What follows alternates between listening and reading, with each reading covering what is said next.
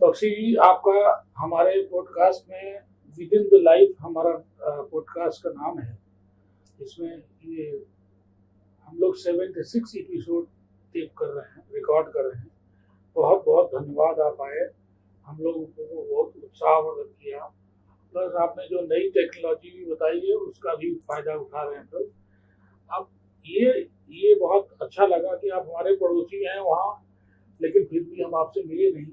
ये संगति हुई अब किसी एक माध्यम से, इसलिए आपका बहुत बहुत स्वागत है। और जो ये क्वेश्चंस आपको भेजे गए हैं तो सत्य है कि वो जीपीटी के माध्यम से एक बच्ची ने बनाए हैं, उसको हम लोग नहीं पूछने वाले हैं। तो हमारे कहने का मतलब है कि आपको यहाँ बुलाने का प्रयोजन यही था कि आपको जो सिग्नेचर एनालिसिस में, और आपने ये कहा था कि आप कंपनियों के जो मोनोग्राम्स या उनके जो लोगो हैं उनके बारे में आप कुछ प्रकाश डालेंगे कि क्या फर्क पड़ता है। तो बख्शी जी, ये आप बताएं कि ये विद्या आपने कहाँ से सीखी? पहले तो मैं आपके पॉडकास्ट में आने के लिए धन्यवाद आपका देता हूँ और आपके व्यूअर्स को धन्यवाद। और जो भी मेरे गुरु रहे हैं इस जर्नी में उनको कोटि कोटि मेरा प्रणाम आपके चैनल, आपके माध्यम से। और अगर मैं कहूँ कि सिग्नेचर एनालिसिस का मैंने अध्ययन कहाँ किया, मेरे गुरु श्री आर.के. शर्मा जी से मैंने सीखा, और भी कई जगह से मैंने ये विद्या का अध्ययन किया है। और ये जर्नी चल रही है। 2015 में मैंने 2015-16 में ये सीखी थी, और इस जर्नी में कई साल हो गए और कई लोगों को मैंने हेल्प की है। स्पेशली अगर सिग्नेचर में कहूँ तो सबसे पहले जो स्टूडेंट्स हैं हमारे, जो 10वीं के या 12वीं के, अगर हम प्रैक्टिकली देखें तो एक इंसान की जिंदगी में सिग्नेचर सबसे पहले कहाँ आता है, यूज होता है जब वो 10वीं का बोर्ड का इम्तिहान में फॉर्म भरता है। टीचर उसको बिठाता है कि बच्चे ये आपने अपना फॉर्म भरना है, और उसमें नीचे एक सिग्नेचर का कॉलम होता है। तो सबसे पहले जीवन में अगर हमने कहीं सिग्नेचर किया है ऑफिशियली, तो हमने अपने 10वीं के उस पर्चे पे किया है जो बोर्ड के लिए हमने अपनी डिटेल्स जिसमें भरी थी। तो मैंने कई बच्चों को गाइड किया है कि आपकी पर्सनालिटी के हिसाब से आपका क्या एम है लाइफ में, आप क्या करना चाहते हैं, तो उसके हिसाब से आपका सिग्नेचर होना चाहिए। तो क्या इसका मतलब, आप ये गुरुजी आप ये बताइए, इसका मतलब सिग्नेचर चेंज भी कर सकते हैं लोग इसको? अगर, क्योंकि सिग्नेचर तो एक जैसे कि थंब इम्प्रेशन है, अगर अंगूठे तो सिग्नेचर भी हम थंब इम्प्रेशन जैसा मानते हैं। बिल्कुल बिल्कुल, आप इसको ऐसे समझिए। हम अगर आपके सुझाव के हिसाब से अगर सिग्नेचर चेंज करेंगे तो ये अच्छी बात है। बिल्कुल। सबसे पहले मैं वहीं से बात शुरू करता हूँ कि मैंने आज अपना 10वीं का बोर्ड का एग्जाम का भरा फॉर्म, और उसमें मैंने सिग्नेचर कर लिया। आप समझिए मानसिकता उस बच्चे की, वो 16 साल का है अगर एग्जैक्ट एज में बोलूं, तो 16 साल का जो बच्चा है जो 10वीं के पहले उसमें एग्जाम में अपना सिग्नेचर कर रहा है, तो वो किससे प्रभावित होता है? अपने माता पिता से या गुरु से, या सोसाइटी का कोई ऐसा इन्फ्लुएंशियल इंसान उसको फॉलो करना चाहता है, उसकी तरह वो स्टाइलिश दिखना चाहता है, या अगर कुछ और अप्रोच है उसके मन में तो उसके जैसा दिखना चाहता है, तो वो क्या करता है, वो उसी के तरीके का ही सिग्नेचर कॉपी करता है, वो उसको कॉपी करता है। सबसे पहले सच्चाई ये है। तो आपका क्वेश्चन ये है कि मैं चेंज कर लूं? हाँ, क्योंकि वो अनजाने में आपने सिग्नेचर कॉपी किए हैं, वो आपकी असली पहचान नहीं है, आप उसको जबरदस्ती बना रहे हैं अपनी पहचान अननोइंगली। आपको चेंज करना चाहिए। अच्छा, और सॉरी टू इंटरप्ट यू, अपनी बात कंप्लीट करूं, और जीवन में 3 दफा कम से कम एक इंसान को मैंने सिग्नेचर चेंज करते हुए देखा है, कम से कम 3 दफा। आप भी अपनी लाइफ में अगर एनालिसिस करेंगे, आप भी जब गवर्नमेंट सर्वेंट रहे तो कभी कहीं इनिशियल्स करते थे, कभी सिग्नेचर करते थे। आज अगर मैं पूछूं तो आप उन दोनों से हट करके कुछ सिग्नेचर करते होंगे। ये फैक्ट है, 3 दफा तो होगा ही होगा, बाय डिफॉल्ट आपका माइंड ही उसको चेंज कर देगा, और किसी गाइडेंस से लेकर के करेंगे तो उसका इम्पैक्ट आएगा ही आएगा, पॉजिटिव इम्पैक्ट आएगा। नहीं, ये तो बहुत ही बढ़िया महत्वपूर्ण विषय आपने बताया है। लेकिन बख्शी साहब, गुरुजी ये बताइए कि सिग्नेचर को हमने अपने व्यक्तिगत अनुभव में हम बता रहे हैं कि मैंने किसी को कॉपी नहीं किया था। जब मैंने पहला हाई स्कूल में सिग्नेचर किया था तो मैंने किसी को कॉपी नहीं किया। हाँ, कहीं ना कहीं अदृश्य रूप से मेरे अपने पिताजी के प्रति थोड़ा प्रभाव था, लेकिन उनको बिल्कुल नहीं कॉपी किया था। तो इसलिए मैं मानता हूँ कि मेरा सिग्नेचर अपना है। सिग्नेचर की ना कई तरीके के हैं। अगर कोई बच्चा आपका अगर मेरे को पेन पेंसिल दे और आपके मैं प्रैक्टिकली यहाँ सिग्नेचर करवा लूँ तो मैं आपको बता दूंगा कि आपका ट्रेड कैसा है, नेगेटिव है या पॉजिटिव है। हालांकि वो पॉजिटिव ही होगा क्योंकि आप अपने जीवन में काफी उपलब्धियां कर चुके हैं, गवर्नमेंट के साथ आपका एसोसिएशन है, तो वो पॉजिटिव ही है। लेकिन ऐसे पॉजिटिव कितने मिलेंगे आपके जीवन में? आपके स्कूल, कॉलेज, फिर जॉब का टेन्योर, फिर आज रिटायर्ड लाइफ, इस जीवन काल में कितने ही अप एंड डाउन आपने लोगों के जीवन में देखेंगे जो वहीं पीछे के पीछे पिछड़ गए। हाँ, ये बात तो है। तो आप एक एक्सेप्शनल केस हैं। इसको ये ऐसे मानिए कि आप ब्लेस्ड हैं। आप प्रभु के आशीर्वाद से आप ब्लेस्ड हैं, इसलिए आपका सिग्नेचर ट्रेड हो सकता है अच्छा हो। आज हम अगर बात करें, अगर दुनिया की बात करें, ठीक है ना, एक छोटा सा एग्जांपल दे देता हूं। आप अपने व्यूअर्स को चैनल पे दिखाना भी डोनाल्ड ट्रम्प के सिग्नेचर साहब के, यूएस के प्रेसिडेंट हैं, बहुत इरेटिकल डिसीजंस ले रहे हैं। आप गवर्नमेंट में रहे हैं इतने साल, क्या जो गवर्नमेंट के इतने बड़े पद पे अधिकारी को इस तरीके के डिसीजन वो रहते हैं, शोभा देते हैं? नहीं। G7 से उठ के आ गए जी, क्या मैं जा रहा हूं। आप उनके सिग्नेचर देख लीजिए, उनके सिग्नेचर में आपको इतना एग्रेशन दिखेगा और एक तरीके से अपनी बात मनवाने की अथॉरिटी दिखेगी आपको उनके सिग्नेचर में। दूसरी चीज, वो जिस तरीके का जिगजैग सिग्नेचर है, आप उनके मन में क्या विचार चल रहे हैं आप नहीं प्रेडिक्ट कर सकते, नहीं पकड़ सकते। तो सिग्नेचर को हम जब रीड करते हैं तो हम उस इंसान के बारे में पूरा पर्चा खोल देते हैं कि किस तरीके का इंसान है, उसकी पूरी, और फिर वो जो नेगेटिव ट्रेड्स हैं हम ये कोशिश करते हैं कि उसको ठीक किया जाए। तो मेरा ये रिक्वेस्ट रहेगा, आप अपने व्यूअर को जरूर दिखाइए डोनाल्ड ट्रम्प का कैसा है सिग्नेचर और वो मैच करते हैं या नहीं करते हैं। बिल्कुल, बहुत सही आपने बताया। मैं आपको अपने मन का एक क्या कहें चतुराई बताता हूँ। मैंने कभी कभी किया है कि एक अपना दूसरा सिग्नेचर करने की प्रवृत्ति, कहीं ऐसा जिसमें हमको कमिटमेंट नहीं है वहां दूसरे टाइप का सिग्नेचर कर देते हैं। यस, तो वो क्या, उसको क्या दर्शाता है? कमिटमेंट नहीं करनी है, अथॉरिटी, मतलब आप उस चीज की वो नहीं ले रहे। आपके मन में वो जो चीज आई, किसी ने सामने प्रपोजल रखा, आपको लग रहा है कि ये मेरे up to the mark, up to the standard नहीं है, मैं इसमें इन्वॉल्व नहीं होना चाहता, लेकिन अनचाहे मन से आपने सिग्नेचर कर दिया, लेकिन आप उसमें अथॉरिटी नहीं है, इसलिए आपने ऐसा किया, उसको चेंज किया, इसलिए आपने। तो ऐसा करना उचित है? बिल्कुल उचित है और ऐसा ही होता है। इसीलिए हम कहते हैं कि सिग्नेचर जो है आपका पर्सनल लोगो है। जो आपने बात की कंपनी के लोगो की, तो सिग्नेचर आपका पर्सनल लोगो है। कंपनी का लोगो आप देखते हैं कहीं रोड साइड पे तो आपको पता लग जाता है कि ये इंडियन ऑयल पेट्रोल पंप का लोगो है, यहाँ पे मेरे को पेट्रोल मिल जाएगा। किसी रेस्टोरेंट का पर्टिकुलरली अगर आप देखते हैं, कोई साउथ इंडियन रेस्टोरेंट साउथी है या कोई KFC है या कोई और है, तो आपको उसका लोगो देखते ही आपको समझ आ जाती है कि यहाँ रेस्टोरेंट है।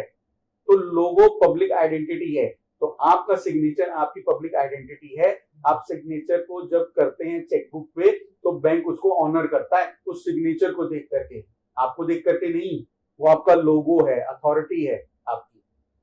नहीं, अगर आपके सामने हम अपना वो वाला जाली वाला सिग्नेचर रखें, अपना वाला ही, तो आप पकड़ के बता सकते हैं कि हमारा गलत है। ये गुरु ने इतना आशीर्वाद दिया है कि पकड़ा जाएगा। और ये जो क्वेश्चन है ना, ये आपने रिलेट कर दिया, ग्राफोलॉजी जो है बेसिक है। ये ग्राफोलॉजी से ही सिग्नेचर एनालिसिस जिसको हम बात कर रहे हैं, जिसकी हम चर्चा कर रहे हैं, उसका एक स्टेप और ऊपर ले गए आप। इसको फॉरेंसिक एनालिसिस कहते हैं। आप तो जीवन भर सरकारी कामों में रहे हैं, तो कोर्ट केसेस में उसमें लगता है कि भाई इस डॉक्यूमेंट की फॉरेंसिक जांच हो। तो अगर हम कहें, हम कहें, हम सिविल में हम उसको ग्राफोलॉजी कह रहे हैं, और एक हायर अथॉरिटी जुडिशरी जब कहेंगे तो वो फॉरेंसिक कहेंगे। तो फॉरेंसिक एनालिसिस का काम ही यही है कि ये जांच करना कि ये डॉक्यूमेंट जो है फोर्ज्ड है, सिग्नेचर ओरिजिनल है या नहीं है, और किन सर्कमस्टांसेस में ये सिग्नेचर किए गए। ये भी बहुत मायने रखता है। ग्राफोलॉजी फॉरेंसिक का ये पार्ट है। तो ये आप बता सकते हैं कि ये किन कंडीशंस में किए गए होंगे?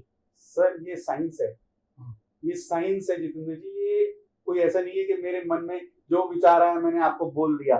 साइंस ऐसे है, आप मान लीजिए कि कोई कोर्ट में केस चल रहा है और उस इंसान का सुसाइड नोट आ गया सामने, कोर्ट क्या कहेगा कि भाई इसको फॉरेंसिक जांच कराइए आप। उस वक्त उस नोट को लिखने की मानसिक स्थिति क्या रही, ऐसे ही तो जांच होगी। तो वो कोर्ट में ये एविडेंस आता है जब कि ये देख लीजिए ये पर्चा है, उसने सुसाइड नोट लिखा है, उसी ने लिखा है या किसी और ने, रिश्तेदार ने या किसी दोस्त संबंधी ने जबरदस्ती उसको फैब्रिकेट किया गया है। तो ये फॉरेंसिक या ग्राफोलॉजी हम सिविल में करते हैं और फॉरेंसिक आपका टेक्निकल जुडिशरी या जो आप गवर्नमेंट लैंग्वेज में आप यूज कर सकते हैं। तो ये वही है चीज जो आप कह रहे हैं या जो आपके व्यूअर्स आपके माध्यम से यहाँ से समझ रहे हैं। हाँ। तो ये बहुत जरूरी है जानना कि लोग, बहुत से लोग, 100 में 50 लोग तो अपना कहीं ना कहीं सिग्नेचर चेंज करते हैं, मुझको मालूम है। तो उससे पकड़ में आती है बात कि उनका कमिटमेंट उस डॉक्यूमेंट के लिए नहीं है या है, पता चलता है। बहुत से लोग, जैसे मैं अपने ही से शुरू करता हूँ, जैसे मैं सिग्नेचर करता हूँ तो उसके नीचे एक लाइन खींचता हूँ। धन्यवाद। क्यों? सिग्नेचर जिसने अंडरस्कोर कर दिया अपना साइन करने के बाद, बहुत अच्छा आपने अपना एग्जांपल पकड़ा। अगर सिग्नेचर करने के बाद आप उसको अंडरस्कोर कर रहे हैं, that means you are authorized, you have the authority, you have done a thorough, मतलब उसके ऊपर डॉक्यूमेंट के ऊपर आपने थॉरो स्टडी कर ली है और अब आप उस पर अथॉरिटी से साइन कर रहे हैं। या अगर आप वैसे भी साइन कर रहे हैं, दैट मींस आपकी एक पर्सनैलिटी है, हाँ मैं एक अथॉरिटी से इस चीज को एक्सेप्ट कर रहा हूं। सचिन तेंदुलकर का आप देख लीजिए साइन, उनके नीचे अंडरस्कोर होता है। आज तक कोई इंसान ने गलती नहीं की।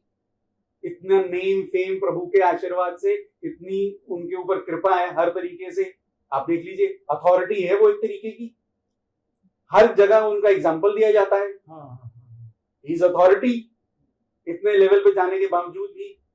एक और यहाँ पे जितेंद्र जी एक और चीज बता देता हूँ, कई व्यक्ति आपको ऐसे दिखेंगे, आपने कहा नीचे मैं अंडरलाइन कर रहा हूं, अंडरलाइन को टेक्निकली कहते हैं अंडरस्कोर। कई ऐसे भी दिखेंगे उन्होंने सिग्नेचर किया अपना, जो भी उनका नाम है अल्फाबेटिकली सिग्नेचर किया और उसके बीच में ना काट देते हैं उसको ऐसे लाइन से, उसको कहते हैं कटिंग, मतलब लाइन, यानी कि वो अपनी बात पे अडिग है, मतलब वो अपनी बात पे कभी भी नहीं खड़ा रहेगा वो इंसान। अच्छा, उसकी बात पे विश्वास मत करना। अच्छा, कंफ्यूज स्टेट ऑफ माइंड है, उसने अपने ही लिखे को काट दिया सीधे से सरासर। अच्छा। तीसरी एक और आपको इसकी कैटेगरी बता देता हूँ। एक तो हो गया अंडरस्कोर नीचे से लाइन करना, आपके व्यूअर्स को बड़ा इंटरेस्ट आएगा। एक हो गया बीच में, वो करेक्शन कर लें आज अपने व्यूअर्स आपके।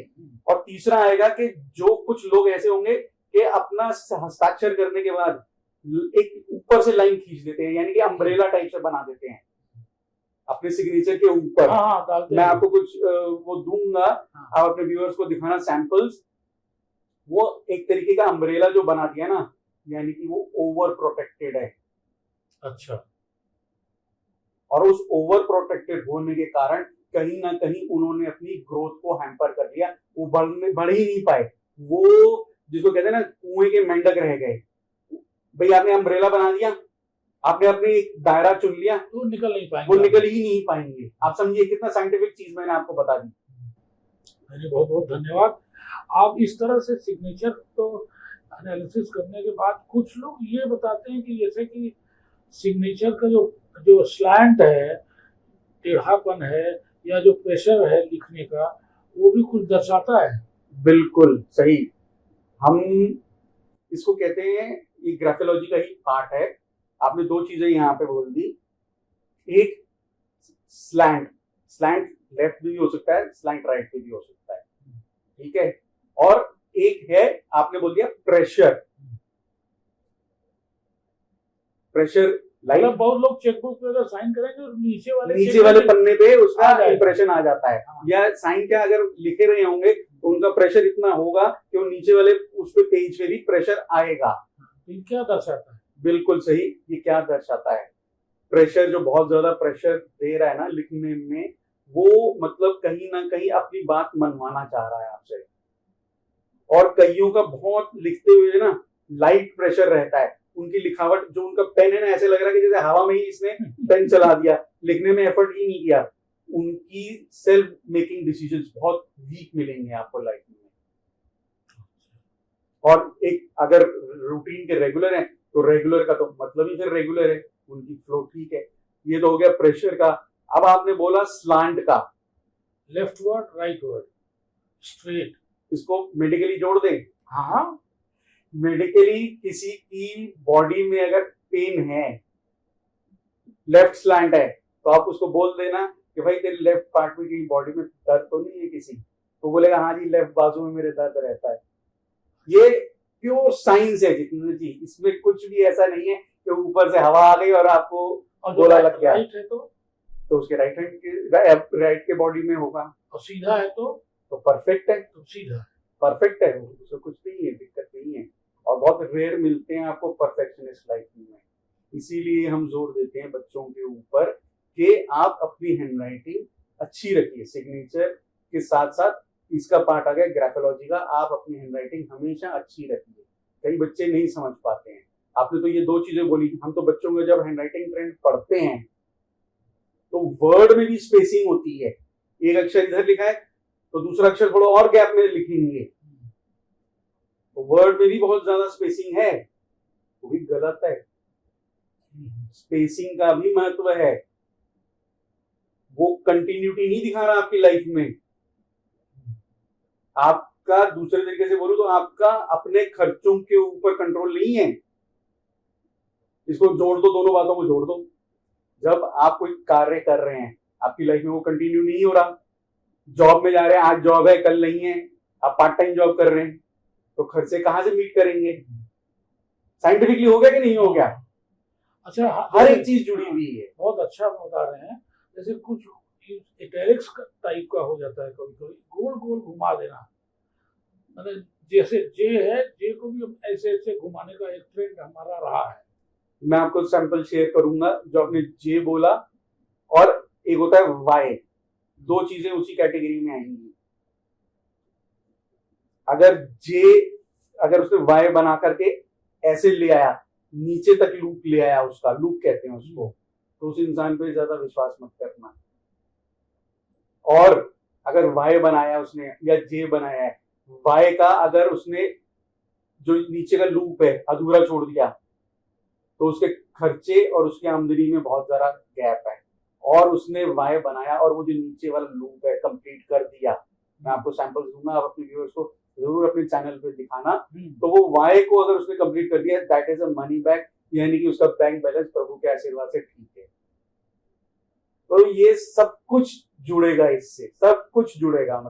अच्छा, ये जैसे की बातें कि कोई आदमी बहुत झूठ बोलता है, मिथ्या वचन, वो आप कैसे पकड़ लेते हैं? किस सिग्नेचर से पता चलेगा? जैसे आप उसका लोगो है कि ये साला झूठा आदमी है, कैसे पकड़ते हैं? उसके ना, झूठा कहूं या उसके ऊपर रिलायबिलिटी नहीं कर सकते आप। रिलायबल सोर्स नहीं है ये इंसान।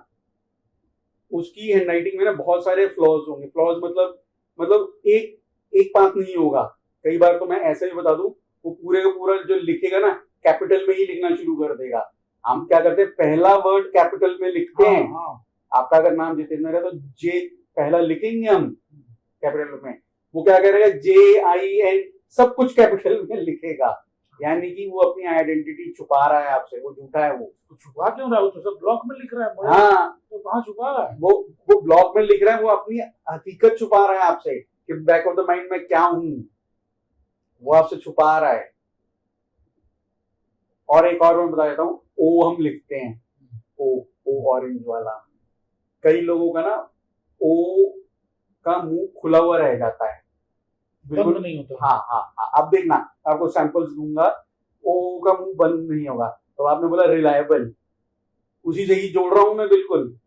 आपने मेरे को एक कॉन्फिडेंशियल बात शेयर की कि भाई साहब मुझे ये पता लगा है, ऐसे ऐसे है, और मैं आपसे, आप मेरे पारिवारिक हैं तो मैं आपसे ये शेयर कर रहा हूँ, क्योंकि मेरा तो ओ खराब है, तो मेरे पेट में बात नहीं पचेगी, मैं बाहर निकलते ही किसी न किसी को बता दूंगा, तो वो रिलायबल सोर्स नहीं है। अच्छा, तो हैंड राइटिंग से सब कुछ पता लगता है। ये तो मैं छोटे छोटे अल्फाबेट तक आपको पकड़ के बता रहा हूँ।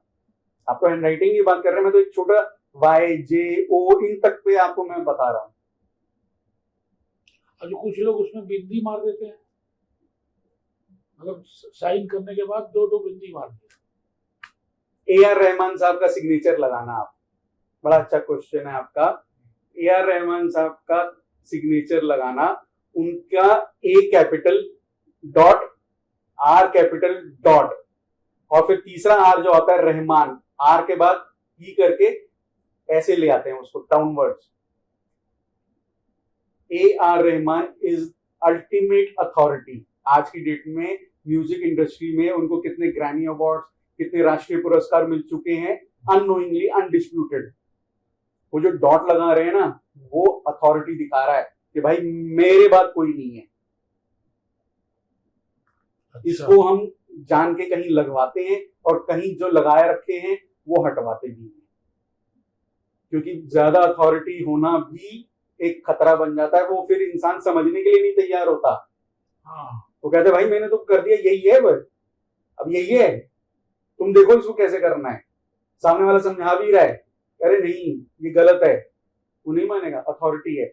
अब आ जाओ रहमान का जो RE। अब रहमान जो है ना, अरेबिक वर्ड है रहमान, रहमत, तो उसमें थोड़ा सा लिखने का स्टाइल में दिक्कत है, लेकिन वो वर्ड ही अल्लाह से जुड़ा हुआ है, रहमत से, तेरी बख्शिश से जुड़ा हुआ है। तो क्योंकि वो जिस तरीके से वो रहमान लिखने के बाद जो लाइन नीचे जा रही है ना, तो वो लाइफ का डाउनवर्ड ट्रेंड भी दिखाता है। अच्छा, तो आपको मैंने एक ही सिग्नेचर से दो चीजें बता दी हैं आपको।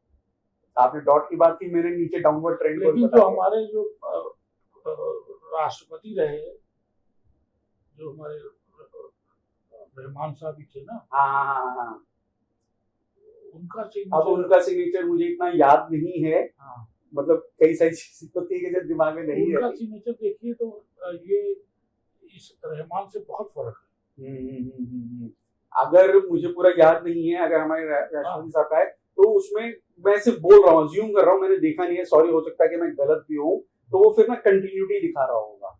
अगर इतने बड़े पद पे इंसान बैठा हुआ है और बिल्कुल डिफरेंट, और बिल्कुल वो कंटिन्यूटी दिखा रहा है, माइंड की क्लैरिटी दिखा रहा है। आप देश के इतने बड़े पद पे बैठे हैं, तो वो माइंड आपका डिसीजन मेकिंग क्लियर होनी चाहिए, क्योंकि पूरी जनता आपके साथ जुड़ी हुई है, आपके एक डिसीजन के साथ। बहुत सुंदर, बहुत सुंदर। अच्छा, क्या आप किसी, अरे व्यूअर्स को ये बताइए, क्या आप किसी सिग्नेचर को देख के ये बता सकते हैं कि लेडीज का है कि ये जेंट्स का?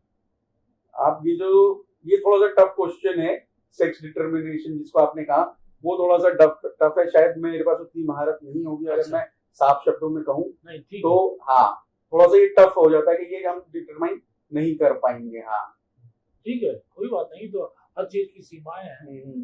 तो हम लोगों को एक चीज का उत्सुकता ये है कि आप जैसे बता रहे थे कि कंपनी का लोगो जी, तो आप बहुत सी चीजें चलती नहीं, कभी नहीं चलती है, या जैसे विद इन द लाइफ हमारा है, ये चल रही, क्या करेगा, कैसे चलेगा, तो इसका कैसे आप निर्धारित करते हैं?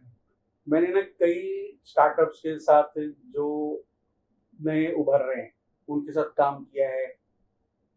हमारे यहाँ दिक्कत हाउ डू यू डिफाइन लोगो? मैं उसी को थोड़ा सा आपके व्यूअर्स को समझाने की कोशिश करूंगा कि क्या है, हम उसको कैसे करते हैं। स्टार्टअप में क्या है, गवर्नमेंट सपोर्ट कर रही है, गवर्नमेंट ने लोन दे दिया, लेकिन हमारे पास ना बेसिक नॉलेज नहीं है। आज चाइना हमारे से आगे क्यों है, आप समझिए। वहां पे जब वो बच्चा स्कूल में जाता है तो उसको बेसिक नॉलेज ही यही सब चीजों की दी जाती है। आज चाइना की इंडस्ट्री पूरे वर्ल्ड को लीड कर रही है, हमारे 90% स्टार्टअप फेल हो रहे हैं। तो मैं कहूँ अगर 10 मेरे पास ऐसे एग्जांपल्स हैं जिन्होंने मेरे से कंसल्ट किया, आए तो वो कुंडली रीडिंग के लिए थे कि हमारा चार्ट रीड करो, हम बिजनेस जाना चाहते हैं, कैसा ये हमारा टाइम रहेगा। तो फिर मैंने उनको सजेस्ट किया कि ये तो मैंने आपका कर ही दिया है, और एस्ट्रो वास्तु के हिसाब से आपने अपना ऑफिस इस तरीके से बनाना है। आपका चार्ट ये है, अगर आप 2 पार्टनर हैं तो आपका ऑफिस इस तरीके से होना चाहिए। पहली बात, 2 पार्टनर अगर आप हैं या इंडिविजुअल हैं अगर 2 लोग हैं तो एक क्या काम करे और दूसरा क्या काम करे, किसी की पर्सनालिटी किसी का काम ये सपोर्ट कर रहा है कि वो मार्केटिंग में आगे निकल जाएगा तो उसको मार्केटिंग में जाने दो, उसको धंधा लाने दो कंपनी के लिए। दूसरे का ये है कि अच्छा वो मैन पावर, उसका शनि बहुत अच्छा है, वो मैन पावर को हैंडल कर लेगा, ठीक है। ये तो हो गया एस्ट्रोलॉजिकली, तो उसको बता दिया। अब उसको हमने कहा कि आप अपना लोगो भी बनवाओ। तो लोगो जो अभी मैंने आपसे बात की कि जैसे आप सिग्नेचर करते हैं, signature is your personal identity, your personal logo. इसी तरीके से कंपनी का भी लोगो हम उनको सजेस्ट करते हैं। हम उनको साफ कह के चलते हैं कि आप इस लोगो को 5 से 6 साल इसको फॉलो करना है। जैसे हम एस्ट्रोलॉजी में कहते हैं ना, आज दशा अंतरदशा चेंज हो गई तो सारे दिन मान तो एक जैसे रहेंगे ही नहीं, क्योंकि आपकी अभी एनर्जीज चेंज होंगी, बहुत सारे चेंजेस आएंगे अभी आपकी कंपनी में, गलतियां होंगी, कुछ अच्छे काम भी होंगे। तो आप इसको 5 से 6 साल में, तो उसमें हम क्या करते हैं, उनको हेल्प कैसे करते हैं, कलर कॉम्बिनेशन, क्या आपके चार्ट के हिसाब से कौन सा कलर फेवरेबल है, अच्छा क्या उसकी शेप होनी चाहिए, क्या नेचर ऑफ बिजनेस है आपका, बहुत सारी चीजें, बहुत सारे पैरामीटर्स दिमाग में रखते हुए आप अपनी कंपनी के बारे में क्या सोचते हैं, सारा फीडबैक लेते हैं उनसे, सारा उसको डाटा को हम एनालाइज करने के बाद तो उसको कहीं जाकर के लोगों हम देते हैं कि हाँ ये आप इसको इस्तेमाल करो। आप किस सेक्टर में सक्सेसफुल लोगों में, जैसे मैकडोनल्ड है, तो मैकडोनल्ड में क्या इतना आपने लोगों में क्या देखा कि इनमें क्यों इतना चलता है, क्या खूबसूरती है कलर? मैकडोनल्ड्स का जो है, अगर मैं कहूँ, मैकडोनल्ड्स जो है रियल एस्टेट की कंपनी है, वो तो बर्गर तो वैसे ही बेच रही है। अगर आप उसके पीछे बैकग्राउंड में जाएं तो अच्छा वो रियल एस्टेट कंपनी है और वो बर्गर से बेच रही है, और अभी इंडिया में उसका बहुत सारा स्टोर्स बंद हो रहे हैं अगर आप देखेंगे तो, लेकिन फिर भी वो चल रही है। मैकडोनल्ड्स का जो एम है आप उसको देखना वो किस तरीके का है, वो राउंड शेप में है, थोड़ा कर्वी शेप में है, यानी कि वो हर तरीके से अपने आप को एडजस्ट कर रहा है। जिसके कोण निकले हुए होंगे ना, एंगुलर होगा, बहुत तीखापन होगा, उसके अंदर फायर होगा, उसके अंदर एग्रेशन होगा। अच्छा, तो इसलिए वो इतना एडजस्ट होने के कारण वो अपने आप को कर तो रहा है सर्वाइवल। इसलिए मैंने कहा कि वो बर्गर तो खाली बेच रहा है, उसका बैक एंड में धंधा रियल एस्टेट का है। अब यहीं पे आ जाओ, आपने एम का नाम लिया, मोटोरोला कंपनी। मोटोरोला का भी ऐसे ही कर्व शेप में, राउंड शेप में ही था एम। अगर पुराना एम देखोगे मोटोरोला, अब तो बड़ा शार्प हो गया, बैंक करप्ट हो गई मोटोरोला। कोई पूछने वाला नहीं था मोटोरोला को, जबकि लीडर थे मोबाइल में, टेक्नोलॉजी में लीडर थे, बैंक करप्ट हो गए थे। आज उन्होंने लोगो चेंज कर दिया, इतना एंगुलर, इतना फायरी लोगो बना दिया। आज वो 25,000 रुपए में आपको ऐसा मोबाइल दे देंगे कि जो सैमसंग वाले 60-70 हजार रुपए में आपको दे रहे होंगे। आप हिसाब लगा लीजिए कितना एग्रेशन डाला उन्होंने। तो ये आपने जो, ये हमने एग्जांपल बोलिए जो हमें पता है। अब यही जिनकी मैं बात कर रहा हूँ कि जो कुछ लोग मेरे से जुड़े हुए हैं, तो ये जो इनको भी हमने यही बोला कि ये इनिशियल स्टेज है आपकी, आपको धीरे धीरे ये लोगो ही आपको आगे लेकर के जाएगा। मेहनत तो है ही है, बट ऑब्वियस। तो अब ये हाल हो गए, जैसे उनका वर्चुअल आता है कि साहब हमारा बर्थडे आ गया, नया वर्चुअल आ गया, अब आप बताओ हमें क्या करना है क्या नहीं करना, हम किस तरीके से आगे चले। हमारा अभी तक तो ठीक चल रहा है, टच वुड, ऊपर वाले की कृपा से, तो ठीक है। उनको वो उसी तरीके से गाइडेंस दिए जा रहे हैं। आप तो बहुत सेवा कर रहे हैं, इतना इतना। तो वर्चुअल के आधार पे भी आप एस्ट्रोलॉजिकली भी उसको करते हैं, और प्लस जो है वास्तु के हिसाब से। एस्ट्रोलॉजी वैदिक, वर्चुअल हो गया लाल किताब, astro vastu, not simple vastu. Vastu simple तो आपको इंटरनेट पे ही सारी इंफॉर्मेशन अवेलेबल है। तो हमने सुना महावास्तु कुछ आ गया है। अब ठीक है, महावास्तु जो है, अब कुछ लोग, मैं डिबेट में नहीं जाना चाहता, कुछ लोग उसको गलत भी कह रहे हैं कि उनके कुछ प्रिंसिपल्स जो है गलत हैं। हम उस चीज में नहीं जाते, लेकिन हम इस विद्या को आपके प्लेटफॉर्म से आपके व्यूअर्स को ये कहना चाहिए, इस विद्या को हम जितना पॉजिटिवली यूज करें, आप इसको ज्यादा कमर्शियली ना यूज करके। ये आप हमारे व्यूअर्स को बताइए, वो लोग पगलाए रहते हैं महावास्तु के चक्कर में, क्या नया। किसी दिन आप दोबारा टाइम देना मुझे, और एक दिन हम एस्ट्रो वास्तु और ये जो आज आपने टॉपिक छेड़ा है, अगर आप दोबारा अगर आज्ञा देंगे, कहीं हमारे को दोबारा बुलाएंगे? नहीं जरूर, क्योंकि तो क्योंकि ये एक अलग टॉपिक हो जाएगा। हाँ हाँ। और खास तौर से लेडीज और उनके जो गुरु, पता नहीं कौन नाम क्या ऐसे हाँ, जैसे आप पढ़े हैं भारतीय विद्या भवन में, हम पढ़े हैं, तो ऐसे कुछ समझ में आता है, कोई रजिस्टर्ड आदमी है, ये महावास्तु कौन बन के वो कैसे पढ़ा रहा है क्या, और सारा काम उल्टा पुल्टा वो लोग बताते हैं। हम तो हमारा दिमाग खराब हो जाता है। वास्तु हमने भी पढ़ा है, क्योंकि अभी हम सिग्नेचर और ग्राफोलॉजी और उस पे हैं, लेकिन अब आपने ये छेड़ दिया तो अगली बार के लिए आज आपको मैं एक टिप दे देता हूँ। एस्ट्रोलॉजी वास्तु को कैसे कंबाइन करना है। एक क्वेश्चन आता है या बहुत एक प्रॉब्लम में एक्स्ट्रा मैरिटल अफेयर्स, हाँ, या लिव इन रिलेशन, कि मुझे तेरे से शादी नहीं करनी लेकिन हम दोस्त बन के रहेंगे। जब तक दोस्त बन के रहेंगे, जब तक सही है, जैसे शादी कर ली उस दिन खत्म, रायता फैल जाता है वो वहीं पे ही। तो ये क्यों होता है? अब इसको वास्तु से जोड़ो आप, और एस्ट्रोलॉजी भी देखो आप।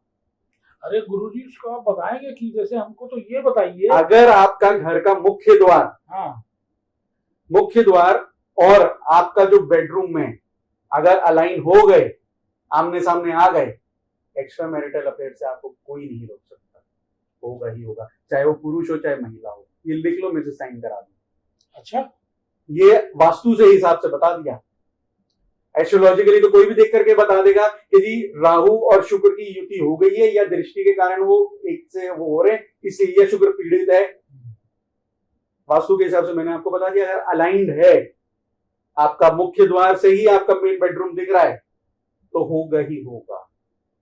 इसलिए मैंने कहा कि ये बहुत बड़ा टॉपिक है, हम इसमें काफी सारी चीजें कवर करेंगे। आप एक और मौका देना, बताना। बिल्कुल, बिल्कुल। और ये व्यूअर्स के लिए भाग्य का विषय होगा, क्योंकि वो अक्सर ये भ्रम में रहते हैं कि जैसे वो बोलेंगे हमारा जैसे 4th हाउस, किसी की कुंडली में 4th हाउस में मान लीजिए मंगल आ गया है जी, तो किसी ने उसको बता दिया कि ये तो आपका जो है मंगल, आप उसको रेड कलर करा दीजिए, ये करा दीजिए, मंगल का कलर अपने घर को। तो वो लोग किस हाउस में से हम लोग क्या देखें, मुख्य द्वार किससे देखें, ये आप गाइड करिएगा अगली बार। मुख्य द्वार हम लोग किससे देखें। अब मंगल, आपकी बात में इनकम्प्लीट नहीं छोड़ूंगा क्योंकि व्यूअर्स तो नाराज हो जाएंगे, हमें व्यूअर्स को नाराज नहीं करना। मंगल 4th हाउस में है, ये तो कुंडली से आपने देख लिया। हाँ।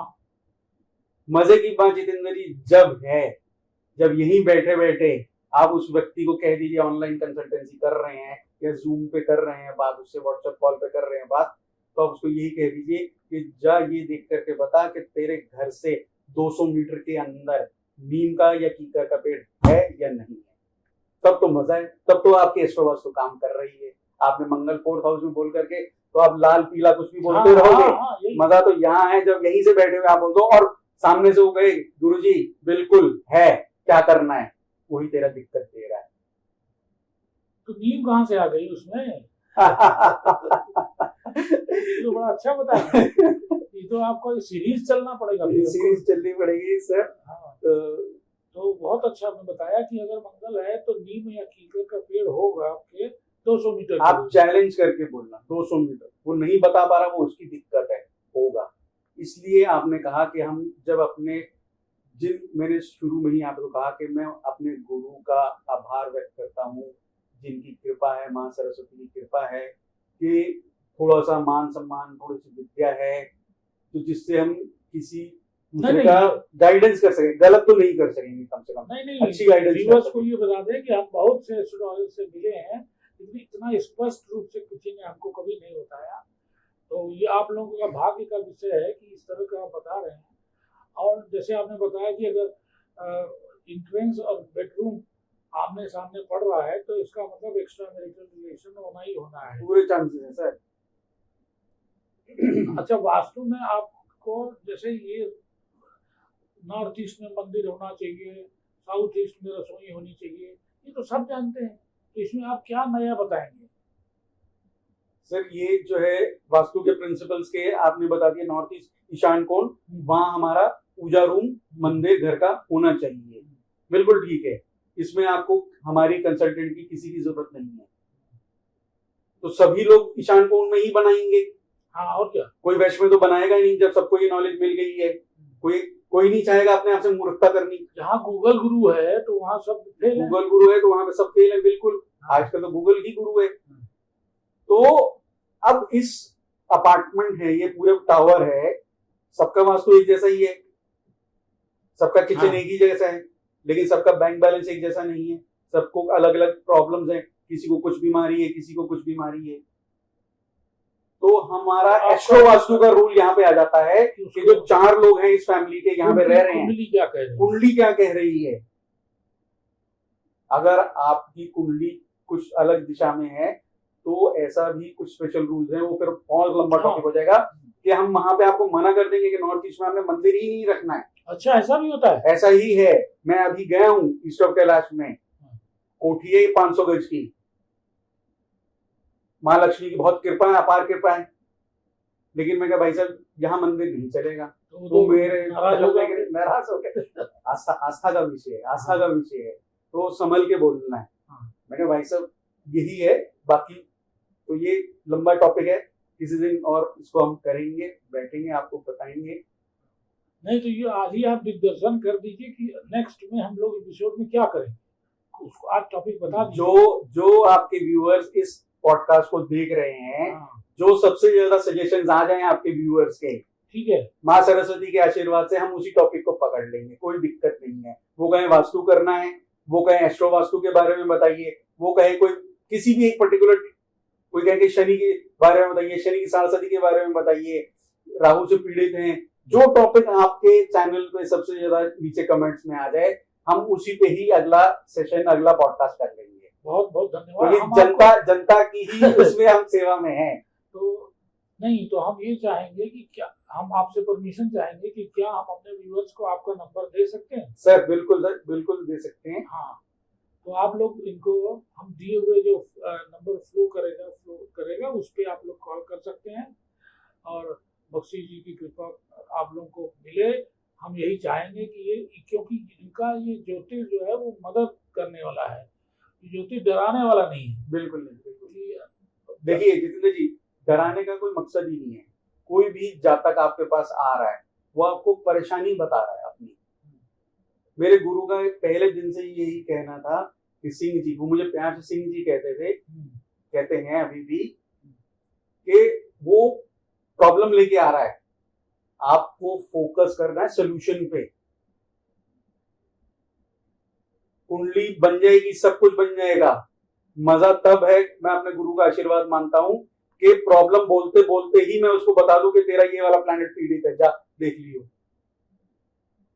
तो आज इतनी गुरु का कृपा है, कुंडली तो बाद में बनती है, तो मैं उसको उतनी ही डिस्कशन में बता देता हूं, क्योंकि पहले चिटचैट होती है ना, बात होती है कि मेरी इस प्रॉब्लम के लिए मैं आपको अप्रोच कर रहा हूं, मेरी ये प्रॉब्लम में, फिर मैं कहता हूँ हाँ ठीक है, आपने ये बता दिया, आप अपना डेट ऑफ बर्थ वगैरह मुझे शेयर कीजिए अपना। अच्छा गुरु जी ये बताइए, जैसे कोई इस व्यूअर में कुछ लोग पूछोगे कि हमारा वास्तु कर दीजिए आप, तो उसके लिए आपका विजिटिंग फीस और ये सब पूछ लेंगे, बता वो कोई नहीं, जो आपके मैसेज करेगा वो हम बता देंगे। विजिटिंग फीस वगैरह जो भी है अकॉर्डिंग टू वर्क रहती है, ऐसा कुछ नहीं है कि मतलब जिसको कहते हैं ना, मतलब अनलॉजिकल या मतलब कोई अनाप शनाप, ऐसा कुछ भी नहीं है। आपको समझा करके कि ये फीस इसलिए ली जा रही है और ये मेरा काम है, मैं ये काम आपको करके देने जा रहा हूँ, पूरा आपको जब तक समझ नहीं आएगी तब तक आप फीस भी नहीं समझ पाएंगे कि मैं क्यों मांग रहा हूँ। तो गुरु जी ये बताइए कि उसमें हवन पूजा भी आप कराते हैं? ये हवन पूजा में ये भी है। हवन पूजा देखिए, हवन पूजा होती है हर एक चीज की, लेकिन मैं नहीं करता हूँ। हाँ, अगर कुछ ऐसा आपके चार्ट में दिख रहा है तो मैं आपको सजेस्ट कर दूंगा, तो जो पंडित जी हैं वो उनसे आप करवा सकते हैं। मतलब आप उसको मैं करा सकते हैं। हाँ, मैं गाइडेंस दे सकता हूँ कि हाँ इस चीज की जरूरत पड़ रही है। देखिए अल्टीमेट तो प्रभु ही है। अगर कुछ मंत्र चैंटिंग करने से या कुछ हवन करने से हमारी कुछ अच्छी चीजें हो रही है, पॉजिटिविटी है, तो वो जरूर मैं बता दूंगा, वो आपको फिर पंडित जी से ही करवानी है। तो ये बताइए गुरु जी कि वो जो आजकल एक और फैशन है महावास्तु में, कि वो क्रिस्टल वास्तु में क्रिस्टल बना के सब सही कर लेते हैं। अगर कोई गलत डायरेक्शन में है तो वहाँ क्रिस्टल लगाएंगे, कलर्स लगा देंगे, पट्टियां लगा देंगे, ये सब इस बात पे आप विश्वास करते हैं? क्रिस्टल्स क्या है, पहले मेरे विश्वास करने से पहले आप उसे साइंस में जीजिए। ये ऑकल्ट साइंस है, कुछ भी ऐसा भ्रमित करने वाला नहीं है। क्रिस्टल्स के हैं, क्रिस्टल्स है वाटर की एनर्जी। अगर आप समझे वो किस तरीके से क्रिस्टल बना, पहले तो आपको ये समझना है। तो जापानीज रिसर्चर भी ये कह चुके हैं अपनी स्टडीज में, शास्त्र और पुरानी चीजें तो कह ही रही हैं कि पानी की ही एनर्जी से ये सब चीजें बन रही हैं, क्रिस्टल वगैरह या डायमंड या स्टोन्स, ठीक है ना, गैसेस फॉर्म हो जाती हैं तो क्रिस्टल या स्टोन बन जाता है। जापानीज रिसर्च क्या कहती है, वो ये कहती है कि आप पानी का ग्लास जैसे आपने सामने रखा हुआ है, ये पानी का ग्लास, और मैं अभी मंत्रोच्चारण कर रहा हूँ, यहाँ बैठा हूँ ईशान कोण में अपने और चैंटिंग कर रहा हूँ, तो उस चैंटिंग के बाद दो काम करने हैं। ऐसे ग्लास रखना है आपने, या तो चांदी का ग्लास हो उसमें पानी डाल करके, या कांच का ग्लास है इस तरीके से तो उसमें पानी डाल करके रखिए, और अरदास जरूर करनी है, प्रेयर जरूर करनी है। जब आपने मंत्रोच्चारण कर लिया, चैंटिंग कर ली, तो वो अधूरी है। गुरुद्वारे में हम जाते हैं, अरदास करते हैं, उठके से प्रेयर करते हैं कि मेरी प्रभु ये है, अपनी रखते हैं अपनी बात। उसके बाद दूसरी चीज, ये चार्ज हो गया ये पानी, इसको आपने पीना है। कई आप ऐसे धर्म स्थलों में भी ऐसे जाते होंगे जहां वो आचमन करते हैं ना, वो कुछ चैंटिंग करते हैं और फूंक मार के फिर आपको कहते हैं ये पानी पी लो। वो क्या है, वो यही है। तो जो आपने कहा क्रिस्टल एनर्जी, ये लेकिन डरना नहीं है किसी से, लॉजिकली आपको प्रिंसिपली समझाना है। तो आपने क्या कहा कि मैं किस चीज के पैसे ले रहा हूं, ऐसे खाली पैसे नहीं बता करके वो मेरे से पूछ सकता है कि भाई साहब आप ये फीस बताइए, मैं उसको डिस्कस करूंगा, ये मेरी फीस है, मैं 2 बार आपके यहाँ आऊंगा, मैं ये चीज करूंगा, आपकी ये चीज एनालिसिस करके आपको ये दूंगा। तो ये बताइए गुरुजी, आप रेमेडियल वास्तु में विश्वास रखते हैं कि विध्वंसकारी वाले को? रेमेडियल है ना, क्योंकि अक्सर लोग कहते हैं हमारा घर तोड़ देंगे तो हम क्या करेंगे। नहीं, यही दिक्कत है। 90% हमारा ये रहेगा। हाँ, कुछ बिल्कुल ही हो जाता है ऐसा। अब आप मान लो, अब किसी जगह में गया, उसके ईस्ट में टॉयलेट आ गया, 3 साल से भाई साहब उसको समझा रहा हूं कि ये घर चेंज कर लो, नहीं कर पाए, पेट का कैंसर निकल आया घर के एक मेंबर को। अच्छा, अब वो मेरे से नाराज हो रहे हैं कि भाई साहब आपने क्या कुंडली देखी। मैं कोई बात नहीं, पहले ना अपनी भड़ास निकाल लो। हाँ, मैं बोला नहीं, वो 5 मिनट मेरे से नाराज हुए कि ये 3 साल से हम आपसे कंसल्ट कर रहे हैं। कोई बात नहीं, वो दुखी है इस वक्त, आप समझो। आप अपना शुरू मत हो जाओ कि मैंने तो कोई गारंटी थोड़ी ली है, तुम्हारी गारंटी तो किसी चीज की है ही नहीं। लेकिन आप एक इंसानियत के तौर पे पहले उसकी बात सुनो, उसकी मन की भड़ास निकाल जाने दो। वही किया मैंने। ठीक है, मैं कोई जवाब नहीं दिया, मैंने फोन, जब उनकी बात पूरी होगी फोन डिस्कनेक्ट कर दिया। 2 दिन बाद मैं कहा अब थोड़ा सा मन शांत हो गया होगा, मैंने उनको मैसेज किया कि अभी बात हो सकती है, ठीक टाइम है, समय है। तो उनका फोन आ गया। मैं 3 साल से समझा रहा हूँ या नहीं समझा रहा आपको। ईस्ट यानी कि घर में टॉयलेट आ गए इस डायरेक्शन में, जहां प्रभु का मंदिर बनना चाहिए था, वहां तुम टॉयलेट ले आए। दूसरी चीज, अब कुंडली से जोड़ो, एस्ट्रो वास्तु से जोड़ो। मेरे 5वां घर जो है पेट, 5वां घर पेट से रिलेटेड है, पेट से संबंधित बीमारियां। राहु ने क्या किया, राहु हिडन है, उसने कैंसर, बहुत देर बाद आपको पता लगता है कैंसर जैसी बीमारी हिडन रहती है, नहीं पता लगता। मोस्टली 90% 3rd स्टेज में जाकर के पता लगता है। तो उनके 5th हाउस में राहु था, और राहु टॉयलेट नेगेटिव एनर्जी। तो सिर्फ इसलिए मैंने कहा हर एक चीज पैसे से नहीं तोली जा सकती है, मैं उनको समझा रहा हूं। अब यहाँ पे कोई और शायद होता मेरी जगह, वो उनको उतना डरा देता कि नहीं तेरा तो ये भांडा ही फूट जाएगा, तू कर ले अभी। हर एक अपने अपने तरीके से कमर्शियलाइजेशन, मैं उनको समझा रहा हूँ, वो मुझे समझा रहे कि नहीं मैं घर चेंज नहीं कर सकता। तो आपने कहा कि रेमेडियल, हाँ हम रेमेडियल जहां नहीं हो सकती वहां हम सजेशन भी दे सकते हैं कि भाई साहब यहाँ से चेंज कर लो। रेंटल है तो कहीं और देख लो, नहीं अपना है तो कोशिश करो इसको बेच दो, कहीं और निकल जाओ, जो भी कम ज्यादा जितने में बिकता हो आपका। तो ये ऐसे है, मिक्स एंड मैच करके सारी चीजें होंगी। खाली ये मैं कहूँ कि मैं तो सारी दीवारें ही तोड़वा करके मानूंगा, नहीं, वही तो अक्सर लोग, कहीं जहां मुझे पता है इसका कोई रेमेडियल नहीं है, वहां सच भी बोलना है आपको। आपका धर्म है, आपने सच ही बोलना है, आपने कुंडली रीड करके सच ही बोलना है, आपका धर्म है ये, आप इसको ऐसे मानिए। अब सामने वाले को कितना उसमें एक्सेप्टेंस है या नहीं है, ये उसके ऊपर है। उसके ऊपर।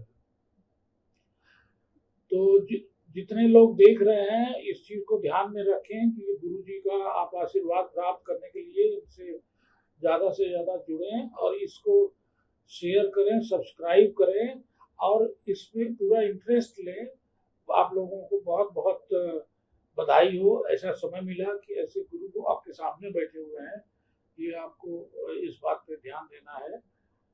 तो आपको नंबर सब मिल जाएगा, तो आप लोग प्लीज ध्यान दें। और ये आप लोगों की भलाई के लिए हम ये पॉडकास्ट कर रहे हैं। धन्यवाद। Thank you.